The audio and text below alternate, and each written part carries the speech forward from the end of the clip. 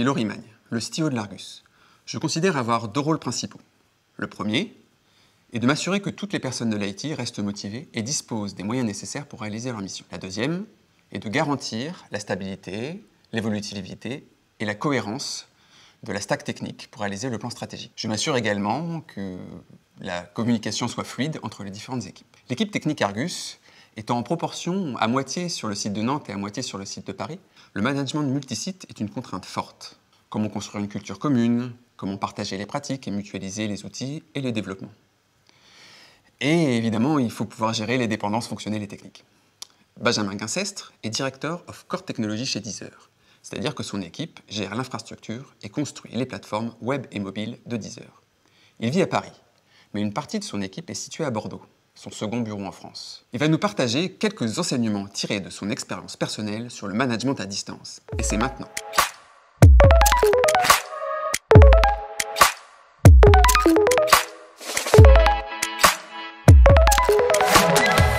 Et si on se barre? Il n'y a pas que Tariq et Nabil, du groupe PNL, qui se posent la question. En fait, il y a plein de gens qui se la posent aujourd'hui à Paris. Et en fait, il y a plein de gens en plus qui le font. Si on regarde les chiffres, en 2016, sur la classe d'âge 20-40 ans, on a 10 000 personnes qui quittent Paris. Si on se concentre, si on enlève les 20-25 ans, qui sont les plus jeunes, on se retrouve à 19 000 personnes qui sont parties de Paris en 2016. Je repose la question, et si on se barrait? On peut la formuler autrement, c'est pourquoi est-ce que je ne pars pas de Paris? Cette question, le Chief Technical and Product Officer de Deezer se l'est posée en 2017 et il ne l'a pas fait. Il ne l'a pas fait parce qu'il avait l'opportunité de grandir chez Deezer, parce que il aimait aussi l'entreprise. Donc c'était pas intéressant pour sa carrière, c'était plus raisonnable et plus intéressant de rester à Paris. Mais s'il ne l'a pas fait, il s'est posé une question hyper intéressante. C'est pourquoi est-ce que chez Deezer, on ne peut pas quitter Paris et continuer sa carrière et continuer à grandir dans l'entreprise. De là est née une initiative avec les ressources humaines d'ouvrir un premier bureau à Bordeaux et pourquoi pas dans le futur d'ouvrir des bureaux un peu partout en France et dans le monde pour permettre aux gens chez Deezer de grandir. C'était pas évident au début, c'était un gros challenge, ça peut paraître simple aujourd'hui. On identifiait 3 enjeux. Le premier, c'est d'envoyer des équipes core loin du headquarter et donc de créer un risque sur notre infrastructure. Ça peut paraître encore une fois léger, mais l'infrastructure de Deezer, c'est quelque chose d'important. Si ça tombe, il n'y a plus de service pour les utilisateurs. Et envoyer des équipes qui ne sont pas très nombreuses et qui sont très importantes pour nous, loin de notre headquarter, c'était un risque. Le deuxième, c'est de perdre ces gens. De dire, ouvrir la porte vers Bordeaux, c'est ouvrir la porte vers d'autres expériences, découvrir d'autres entreprises, une ville plaisante, et donc une autoroute vers quitter Deezer pour d'autres aventures. Le troisième défi, c'est que les gens qui veulent partir à Bordeaux se trompent, regrettent et dépenser beaucoup d'argent pour ouvrir des bureaux et au final avoir personne dedans. Pour résoudre ce problème, on a essayé de regrouper les plus gros enjeux et de les résumer en un seul défi qui était créer la proximité à distance. La proximité à distance, ce sont les 3 enjeux, je le répète, qui nous permettront, à notre avis, de réussir cette opération. On va lister 3 types de proximité à distance. La proximité technique, c'est assez simple, c'est de se dire que même si les gens sont loin, même si les gens sont en Bordeaux, on ne veut pas que ce soit ressenti dans leur travail de tous les jours et dans leur relation avec les équipes qui vont être à Paris. On veut que ce soit rapide, de qualité, et que ce soit exactement la même chose d'être à Paris ou d'être à Bordeaux. Le deuxième défi, le deuxième enjeu, ça va être la proximité de jeu. Quand on parle de management, on va souvent parler d'enjeux et de jeu. Si je fais un parallèle assez simple avec le football, l'enjeu, ça va être on veut gagner la Coupe du Monde. Le jeu, ça va être la stratégie qu'on met en place pour y arriver. La distance n'a pas un gros impact dessus, parce qu'on a des joueurs talentueux dans les plus grands clubs du monde. On est capable par téléphone, simplement de se dire « Ok, avec les joueurs qu'on a, nous, on peut gagner la Coupe du Monde ». Le jeu, c'est différent. Il faut créer du lien, il faut créer de la stratégie, il faut jouer ensemble, il faut des matchs amicaux, il faut de la préparation, il faut des entraînements. C'est beaucoup plus compliqué à créer. La troisième proximité, c'était la proximité physique. On le voit encore plus aujourd'hui. On ne négocie pas avec l'envie d'être proche. Et on ne négocie pas avec le besoin qu'ont les gens de se voir. Une fois qu'on avait ces 3 enjeux et donc ce grand concept de proximité à distance qu'on voulait réussir, on s'est dit qu'on avait les clés pour lancer l'opération. Et donc l'opération, c'était l'opération Bordeaux. L'opération Bordeaux, elle a commencé en début 2018 et c'était un projet hyper excitant pour Deezer pour plusieurs raisons. D'abord parce que les employés étaient partie prenante. On s'est dit, si on veut réussir à créer quelque chose pour les employés, il faut le faire avec eux. Donc il y a eu des enquêtes pour savoir quelles villes étaient les plus intéressantes, quelle méthode de travail permettrait de réussir. On a vraiment embarqué beaucoup de gens. Et rapidement, Bordeaux et Nantes sont sortis du lot. Les retours employés étaient assez simples. Il fallait que la ville soit plaisante à vivre, il fallait qu'elle soit facilement accessible depuis Paris, que ce soit facile de revenir et que les bureaux soient en centre-ville pour créer quitte à ouvrir des bureaux à l'extérieur de Paris et pour profiter au mieux de ce qu'on n'arrive pas à faire à Paris, autant que ce soit dans des super conditions. Nantes et Bordeaux sont sortis du lot et ensuite, en fonction des relations qu'on a pu avoir avec les villes, on a choisi Bordeaux. Le deuxième point hyper intéressant, c'est qu'il y avait une ambiance start-up. Ça fait un peu cliché de dire ça aujourd'hui, mais une ambiance start-up, il y a des gros avantages. Deezer, c'est plus une start-up. Deezer, c'est une entreprise de taille intermédiaire.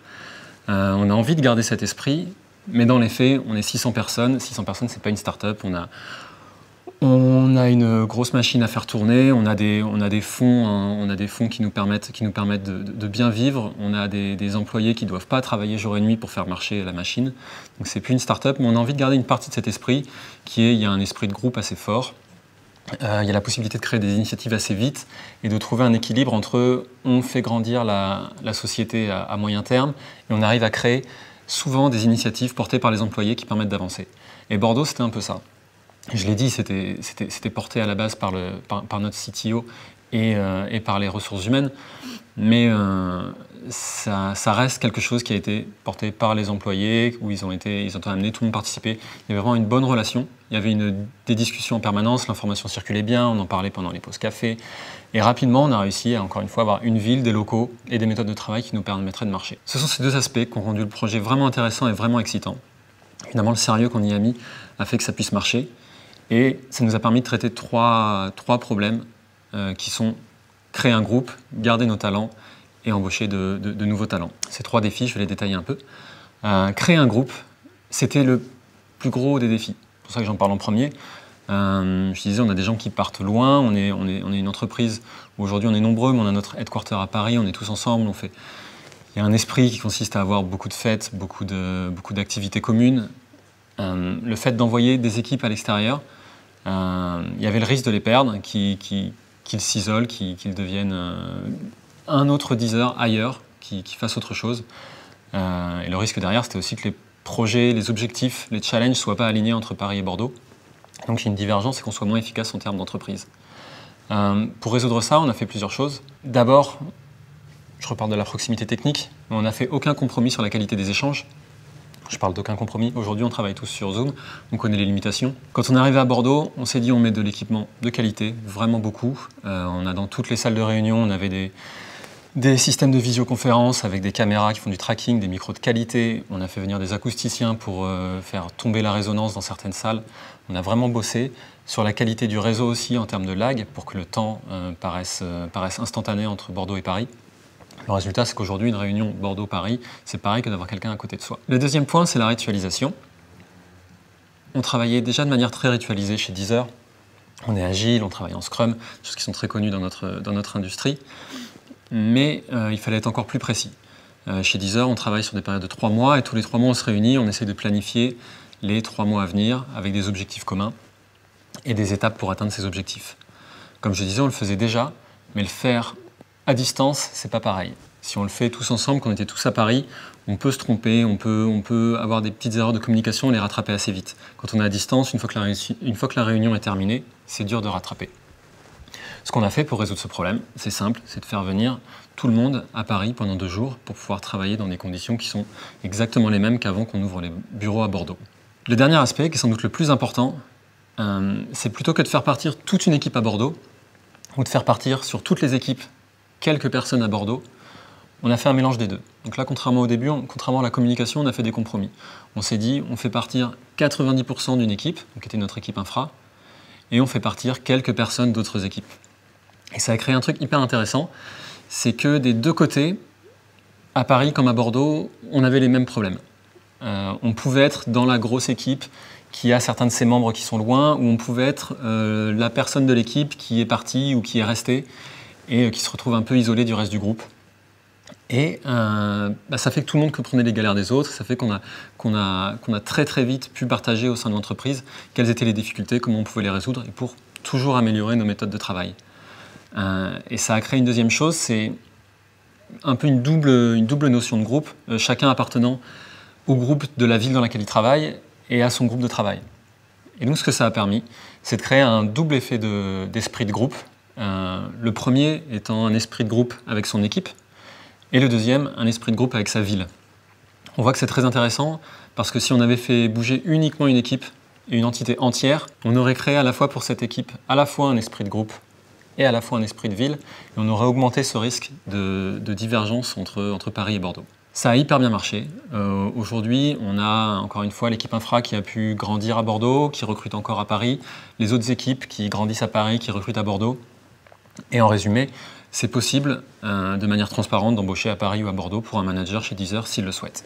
Un deuxième défi, c'est donc de garder nos talents. Je le disais, on a ouvert à Bordeaux, c'est parti de la question de notre Chief Technical Officer qui voulait s'offrir la possibilité de partir et d'avoir un constat qui disait on ne peut pas grandir et partir de Paris. Donc là, le challenge, c'était de dire on va permettre à des gens qui ont envie d'autre chose, mais qui ont envie de rester chez Deezer, de grandir et d'évoluer. Les enjeux, j'en ai déjà un petit peu parlé tout à l'heure, c'est simplement qu'on crée une passerelle vers le départ. Voilà, on te propose tu peux aller à Bordeaux, on va t'aider à t'installer, et puis la personne va découvrir qu'il y a d'autres entreprises qui sont hyper intéressantes, qui sont mieux implantées que Deezer, qui sont mieux reconnues dans la ville, et la personne partirait. Ça, c'était le plus gros des risques, parce qu'on ouvrait des bureaux, et on les laissait vides. Qu'est-ce qu'on a fait pour résoudre ce problème? On a extrêmement bien accompagné les gens. On les a accompagnés dans leur plan, c'est-à-dire leur offrir... On a travaillé avec une entreprise qui nous aidait à remplir les papiers administratifs, trouver un logement. Et quand je dis aider à trouver un logement, c'est très efficace. C'est-à-dire qu'on a des gens aujourd'hui qui peuvent valider l'envie de partir à Bordeaux et un mois plus tard rentrer dans un logement qu'ils ont choisi, qui leur plaît et avoir changé de vie. Le deuxième aspect, c'est de les faire se sentir chez eux à Bordeaux. Que Bordeaux, encore une fois, ce ne soit pas une autre ville. Donc on a fait les bureaux de Bordeaux comme si c'était des bureaux de Deezer. La décoration, la qualité de l'équipement, le rapport avec l'IT. Il n'y a aucun problème à être à Bordeaux, il n'y a aucune différence. Ce n'est pas plus compliqué d'obtenir du nouveau matériel si on en a besoin. On n'est pas dans des bureaux qui ont été faits complètement différemment et à chaque fois qu'on vient à Paris, on se dit « Ah, mais en fait, Deezer, ça ressemble à ça ». Les bureaux à Bordeaux, c'est les bureaux Deezer, comme les bureaux à Paris, ce sont les bureaux Deezer. Et le troisième point, c'est l'organisation d'événements au sein de la ville de Bordeaux, les faire se sentir chez eux, encore une fois, mais dans la ville de Bordeaux. Donc on a organisé des meet-up, on est allé à la rencontre des autres entreprises. Et donc, Deezer est assez rapidement devenue une entreprise visible à Bordeaux, une entreprise comme une autre, une entreprise implantée là-bas, et pas une entreprise qui a une succursale à Bordeaux, mais une entreprise qui a des bureaux à Bordeaux qui font Deezer autant que les bureaux à Paris peuvent faire Deezer. Ça a marché, ça a bien marché. La seniorité à Bordeaux, elle est plus haute qu'à Paris, et le turnover à Bordeaux est plus faible qu'à Paris. Les gens y vont, les gens restent, et les gens s'y plaisent, et ils évoluent. Le troisième défi, c'était de recruter des nouveaux talents. On a réussi à créer un groupe, on a des gens qui partent de Paris, qui arrivent à Bordeaux, et qui sont heureux. Maintenant, ouvrir à Bordeaux, c'est pas uniquement créer une communauté d'expatriés parisiens qui profitent d'une ville avec toutes ses qualités. Le but, c'est aussi de recruter de nouveaux talents, de nouveaux profils qu'on ne trouvait pas forcément à Paris. Pour faire ça, les RH et les équipes recrutement en particulier ont fait un excellent travail. Ils ont très vite modifié leur process pour que Bordeaux soit une option pour tous. En tout cas, à chaque fois que les managers qui recrutaient étaient d'accord, Bordeaux était une option dans les postes qu'on ouvrait. Le deuxième point, c'était les meet-up. On en a parlé pour retenir nos personnes les plus expérimentées. Ça marche dans l'autre sens. En rendant Deezer visible, en participant à des meet-up, en étant identifié comme une entreprise bien implantée à Bordeaux, naturellement, ça a fait que des gens qui étaient à Bordeaux ont pu s'intéresser pour l'entreprise et se sont imaginés construire leur carrière. Pourquoi pas aller à Paris un peu, rester à Bordeaux, changer entre les deux. Et donc, ça a fonctionné. On a recruté à Bordeaux. Le résultat, c'est qu'aujourd'hui, on a des équipes qui sont bien mixtes. On a à peu près 60% d'anciens Parisiens, 40% de nouveaux employés. Et cet équilibre, il est en train de se stabiliser, il atteindra les 50-50. Et on a un groupe qui est bien partagé, qui est bien identifié comme bordelais, et on recrute régulièrement de nouveaux talents à Bordeaux. Pour finir, je dirais qu'en acceptant de se répandre, de s'ouvrir de nouveaux horizons, On a créé une entreprise plus diverse, et ça c'est hyper important en termes d'innovation pour nous. On le fait via l'ouverture de ces bureaux à Bordeaux, mais c'est aussi une culture qu'on essaye d'inculquer globalement chez Deezer. Et ça a des résultats concrets. Pour les employés, on peut se projeter ailleurs qu'à Paris, on peut voir d'autres opportunités pour le futur. Pour Deezer, on a un turnover plus faible, encore plus faible à Bordeaux, une seniorité qui augmente, on capitalise sur notre expérience. Et enfin pour les utilisateurs, parce qu'on a une entreprise qui est plus proche de ce que eux sont.